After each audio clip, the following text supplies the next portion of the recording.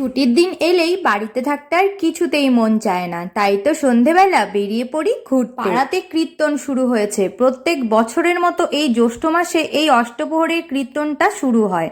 তো এখন চলছে এই কীর্তন, 6 দিন চলবে। আর দেখেছো কিরকম ভিড়ের মধ্যে দিয়ে বেরিয়ে মেলার মতো বসে গিয়েছে চারিদিকে দোকান। আগে চলো বাজার থেকে একটু ঘুরে আসি, তারপরে না হয় কীর্তন দেখবো। তো এসেই ননদের সাথে দেখা হয়ে গিয়েছে মোমোর দোকানে। তো একসাথে আমরা বসে মোমো খেয়ে নিলাম।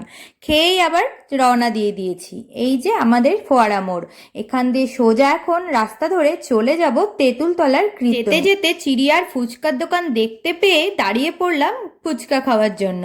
অনুপম ঘুগনি নিয়ে নিল, আর আমি ফুচকা খাবো বলে ফুচকার সব কিছু আলু রেডি করছিল। আলু মাখার কি দারুণ গন্ধ বেরিয়েছে, জিভে জল চলে এলো বলে ফুচকা খেয়েই চলে এলাম কীর্তনে। কীর্তন তো দেখতেই হবে, যেহেতু পাড়ার কীর্তন বলে কথা। ভিড় দেখেছো? মনে হচ্ছে দুর্গা উৎসব হচ্ছে।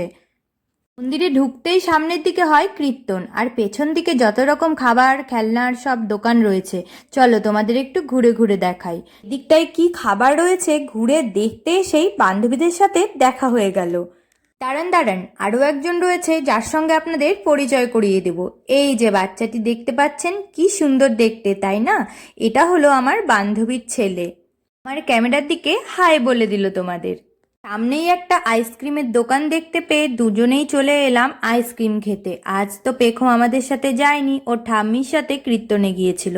তো সেখান থেকে নিয়ে এলাম পেখমকে। এখন বাড়ি ফিরছি। আজকের মিনি ব্লগটা এই পর্যন্তই। পরের মিনি ব্লগে আবার দেখা হবে। টাটা।